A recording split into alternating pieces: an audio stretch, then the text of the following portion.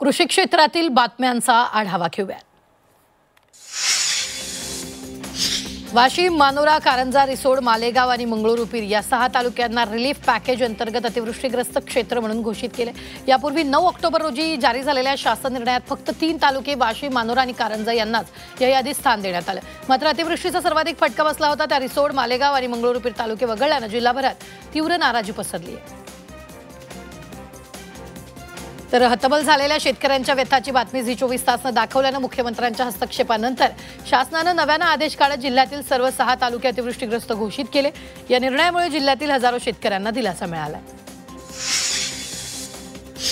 राज्यात अतिवृष्टीमुळे तब्बल 47 लाख हेक्टरवरील शेतीचं नुकसान झालं असून याचे पंचनामे करण्याचं काम सध्या सुरू आहे। मात्र आतापर्यंत केवळ 5 जिल्ह्यांमधील सुमारे 6 लाख हेक्टरवरील नुकसानीचे पंचनामे पूर्ण झालेत। त्यामुळे उर्वरित 41 लाख हेक्टरवरील पंचनामे पूर्ण करण्यासाठी दिवाळीच उजाडणार आहे। पंचनाम्याचा अहवाल प्राप्त झाल्यानंतर पुन्हा शासन निर्णय जारी होईल, त्यानंतरच ही मदत शेतकऱ्यांच्या खात्यावर जमा होणार आहे। चालू कृषी उत्पन्न बाजार समितीतील बेदाणे सौदे 5 नोव्हेंबरपर्यंत बंद राहणार आहेत। बेदाणा खरेदी विक्री व्यवहारात झिरो पेमेंटसाठी चांगली कृषी उत्पन्न बाजार समितीने हा निर्णय घेतला। तर बेदाणे खरेदी विक्रीमध्ये व्यापारी आणि शेतकऱ्यांमधील सर्व आर्थिक व्यवहार पूर्ण करण्यासाठी दिवाळीच्या निमित्तानं झिरो पेमेंट संकल्पना राबवली जाते।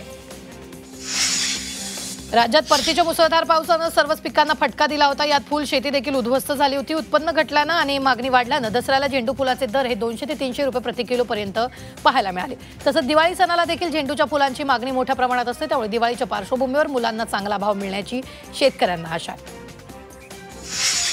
यवतमाळमध्ये सततच्या पावसाचा सोयाबीन पिकांना फटका बसलेला आहे। अनेक ठिकाणी पिकं सडली आहेत, तर ज्या ठिकाणी पिकं आली आहेत त्या ठिकाणी शेंगांमध्ये दाणे भरले नाहीत। याचा शेतकऱ्यांना मोठा आर्थिक फटका बसणार आहे। दर्जेदार सोयाबीन नसल्यानं याचा भावावर परिणाम होण्याची शक्यता आहे। पुण्यातील शिरूरच्या करंदी येथील शेतकऱ्यांना कांदा पिकावर रोटावेटर फिरवला। खराब हवामान आणि अतिवृष्टीमुळे कांदा पीक संकटात सापडलं आहे।